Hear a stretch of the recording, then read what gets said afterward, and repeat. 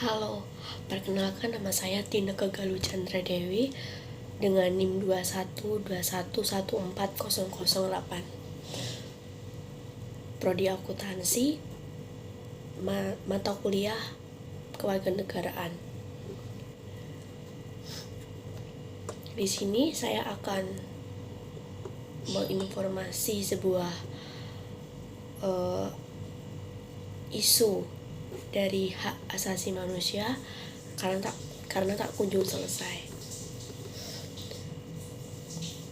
Ketua Komnas HAM atau yang disebut hak asasi manusia, Ahmad Taufan Damantik memastikan bahwa pelanggaran hak asasi manusia HAM berat masuk dalam isu strategi Komnas HAM pada rencana strategi tahun 2020 sampai 2024. Menurut dia, kasus pelanggaran HAM berat perlu terus dipantau dan menjadi isu. Nah, pelanggaran HAM atau hak asasi manusia berat karena sampai sekarang belum selesai juga.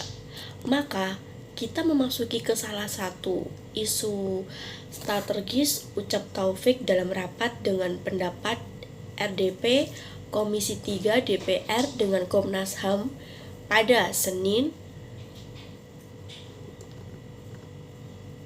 Adapun kasus pelanggaran HAM berat akan menjadi salah satu dari 7 isu strategis Komnas HAM dalam rencana 2020 sampai 2024. Nah, selain pelanggaran HAM berat, 6 isu lainnya yaitu melanggar HAM terkait konflik agraria, penataan kelembagaan, intoleransi dan ekstremisme dengan kekerasan akses atas keadilan, kekerasan aparat negara dan kelompok masyarakat, serta kebebasan berpendapat, berekspresi, berserikat.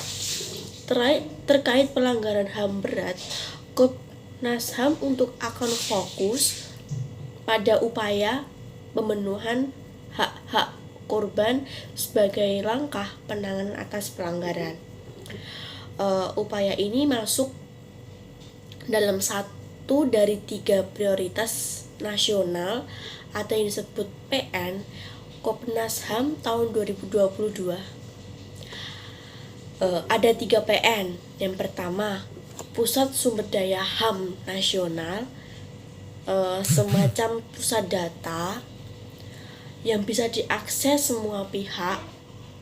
Kemudian penanganan pelanggaran HAM melalui upaya pemenuhan hak-hak korban. Yang ketiga, pengamatan situasi HAM di Papua yang juga eskalasi kekerasan terus meningkat, papar dia. Taufan mengangkat anggaran Komnas HAM untuk 2022 yaitu sebesar 99,4 miliar yang bakal dialokasikan kepada 3 prioritas nasional, salah satunya penanganan pelanggaran HAM berat. Lebih lanjut, Taufan membeberkan informasi terkini terkait pelanggaran HAM berat. Menurut dia, ada 15 peristiwa pelanggaran HAM yang berat yang dalam penyelidikan dari 15 kasus, 3 sudah pengadilan, 12 masih bolak-balik antar Komnas HAM dan Jaksa Agung. Adapun 3 peristiwa yang telah ditindaklanjuti dengan penyidik dan pemeriksa di pengadilan, yakni kasus Timur Timur tahun 1999, Tanjung Priok tahun 1984, dan Adepura tahun 2000.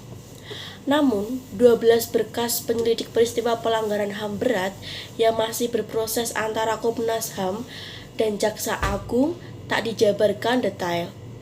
Taufik mengatakan, Presiden Jokowi dalam beberapa pertemuan sudah menugaskan Menteri Koordinator Bidang Politik, Hukum, Keamanan, Menko Polhukam untuk berkoordinasi dengan Komnas HAM dan Jaksa. Sudah ada beberapa pertemuan antara Menko Polhukam Hub dan Komnas HAM dan Jaksa Agung, tapi untuk penyelesaian yudisial belum ada kata sepakat.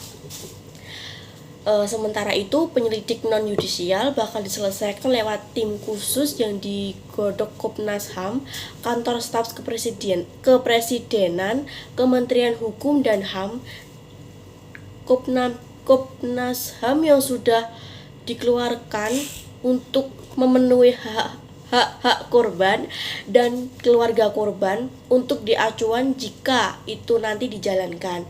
Presiden juga kemungkinan akan mengeluarkan satu SK atau surat keputusan untuk tim khusus bekerjasama menyelesaikan kasus non-yudisial. Cukup sekian dari informasi saya. Terima kasih.